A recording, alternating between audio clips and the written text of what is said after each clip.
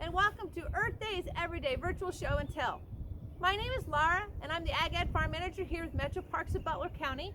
And today we're going to give you some fun activities and some ideas on how to celebrate Earth Day, which is celebrated on April the 22nd. And if we could all just do a small part in being better stewards of the environment, well, it benefit in very many positive and healthy ways.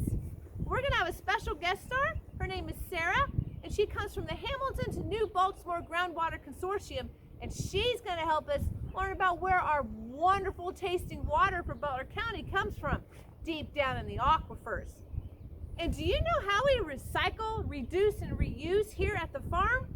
Well, let's find out those answers and several more, and we'll of course end with our live animal demonstration. Let's go and celebrate Earth Day. Every year on April 22nd, Earth Day marks the anniversary of the birth of the modern environmental movement, which started in 1970. In the decades leading up to the first Earth Day, we were consuming vast amounts of leaded gas through inefficient automobiles. Air pollution was commonly accepted as industries and businesses belched out smoke on a regular basis. Mainstream America didn't understand that a polluted environment threatened their health. In 1962, Rachel Carson published her New York Times bestseller, Silent Spring.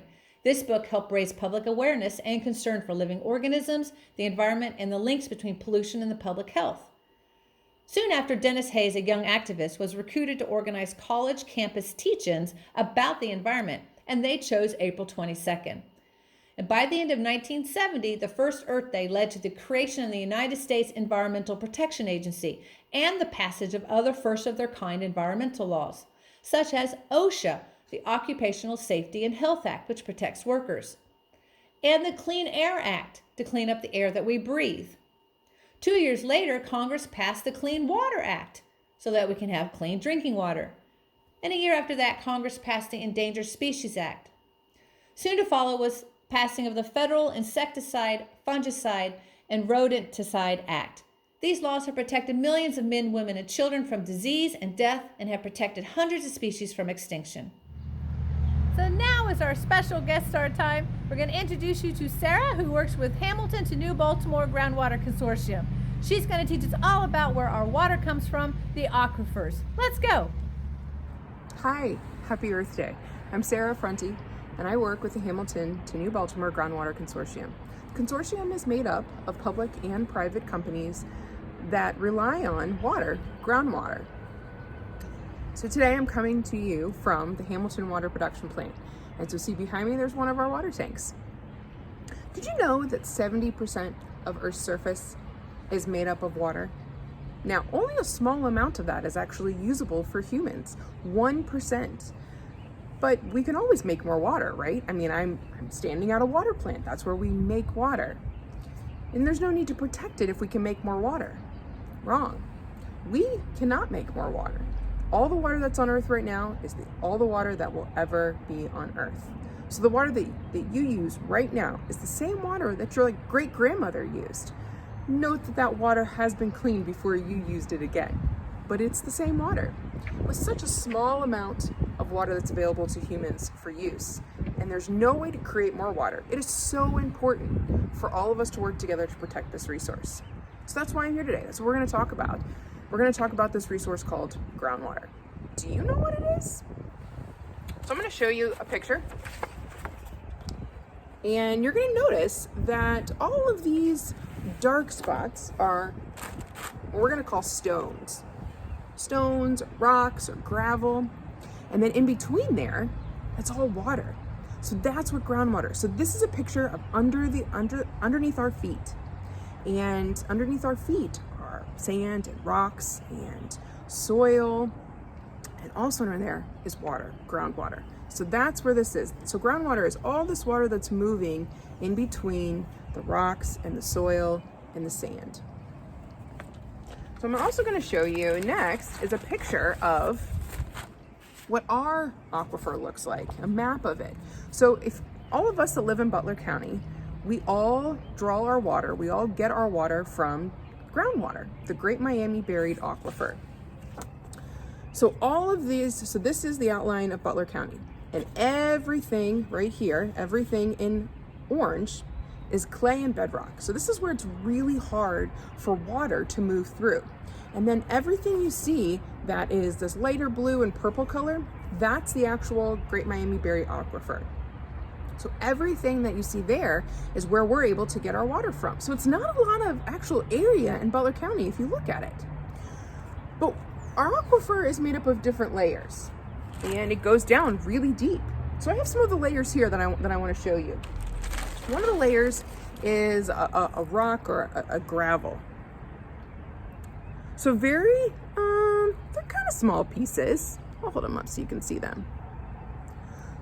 So that's one layer of the aquifer. Another layer of the aquifer is sand. And I want you to know that both of these examples that I'm showing you actually came from our aquifer. So this one is finer pieces, smaller pieces, and this is the sand. So the water, the groundwater, moves in between all those little spaces. And now I'm going to show you, this is my cross section. This is my cut of the aquifer. And so at the top up here is our soil. So water, it's all the water we have on Earth, rains down from the sky, or it drains off of our streets after it rains, or you're watering your lawn and it goes down into the soil. And then it goes into those sand sections, those smaller, finer pieces. And then it keeps going down farther and farther. And you'll notice that the pieces of our aquifer, the sand and the gravel and the stones, they keep getting bigger and bigger and bigger. And this cross section of the aquifer and the water that moves through it is how we recycle, recharge our groundwater. So again, all the water that's on Earth is the only water that we're ever going to have. So right now, you know that, just like I said, all the water on the Earth is all the water we're ever going to have. Two, that most of the water that humans use is actually groundwater. And that all of our water in Butler County comes from groundwater, comes from the Great Miami-Dade Aquifer. So we know that it's really important to protect this special resource called groundwater. But what are we protecting it from? Pollution. Now there are a number of different types of pollutants or types of pollution that can harm our groundwater. So I'm going to give you some examples. One of them are leaking storage tanks. And there's different types, and sometimes you'll see these around our area. And this is what we don't want. So this might be a little, there we go. So right here is a darker color, right? Darker shade. Up here is dry and a little bit lighter. So that darker area is where pollution has been coming out of this storage tank. And eventually that can get into our groundwater, and that's what we don't want to happen. We also have underground storage tanks, and the underground storage tanks, like this one right here, those can often leak. And when they leak, they can leak out into the ground, and that can also make it into our groundwater. And that's what we don't want to happen. So the Groundwater Consortium works with different people to help make sure that this doesn't happen. Another potential pollution or pollutant is septic tanks, septic systems. And some of you may have those at your home. And if you do, when you flush your toilet or you take a bath and you drain the water, all of that water that you've used, all of your wastewater, goes into that septic system and that septic tank. And if those aren't cared for properly, that can also pollute our groundwater. Uncontrolled hazardous waste, chemicals and road salts, chemicals like fertilizers we put on our lawn, and road salts that are used to melt the ice on the roads to keep us safe as we're driving on them. If we use too much of those can also be potential pollutants that get into our groundwater. So sometimes it seems that protection of our resources is too much for one person. This is a lot of information, and there's a lot of space out there. There's a lot of ways that our groundwater can get contaminated and can be polluted. But I think we have to focus on what each of us can do as an individual. So one thing we can do is go native. We can plant native plants in our yard because those require less watering and less fertilizers. So next time that you're helping mom and dad out, or grandma and grandpa, or aunt and uncle, do yard work, or you're going to plant some new plants, pick some ones that are native to Ohio. Using natural alternatives. So somebody in your family asks you, you need to help clean. You need to help clean your room, and you need to use some type of solution to clean your room. Well, how about trying a non-toxic one or a more natural remedy instead of one that has harsh chemicals that can eventually end up in the groundwater?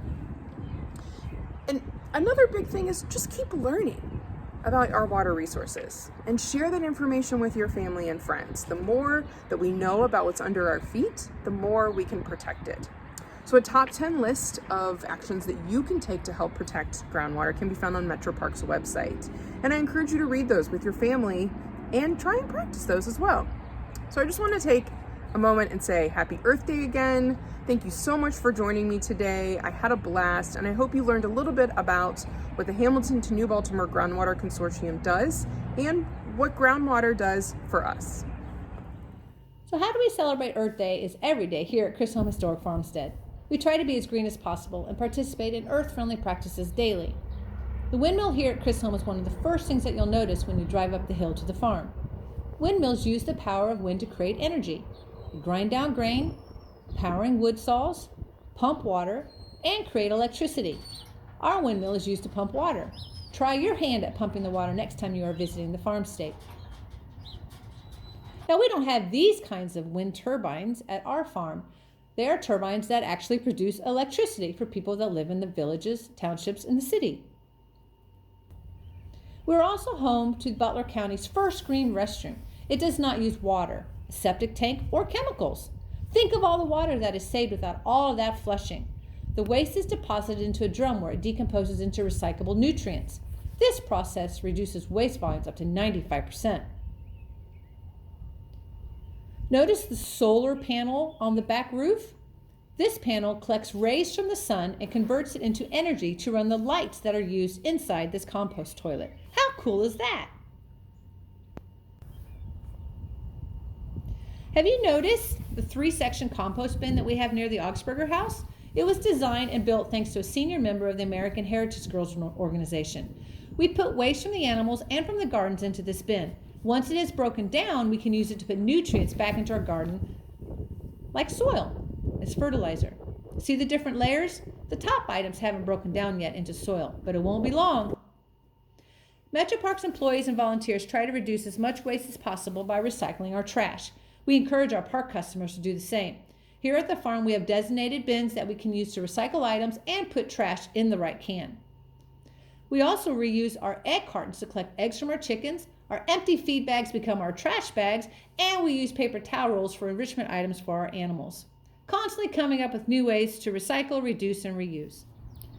So what could possibly be living in this bus tub?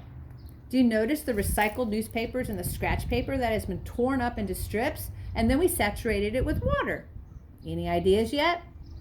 There are several hundred living little red wigglers in this tub, and a red wiggler is a small worm.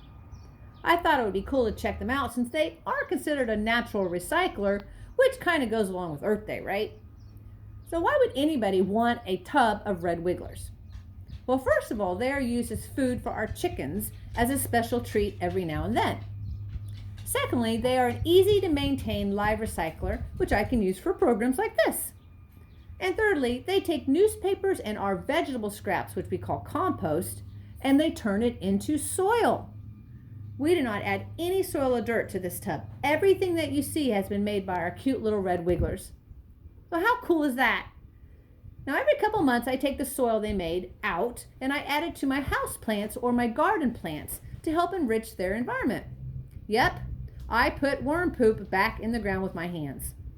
This material is called vermiculite and is expensive if you try to purchase it online. And I am so pleased when my little worms are happy and healthy and do their natural job of making soil for me. Well, thank you so much for joining us for the Earth Days Everyday Virtual Show and Tell. And don't forget to go out there and celebrate. Do simple things like pick up trash when you're outside. And if you're inside, you can turn off the water after you're finished brushing your teeth. When you leave a room, turn off the light if you're not going back in. And for you teenagers out there, don't stand in front of the refrigerator with the door open for several minutes.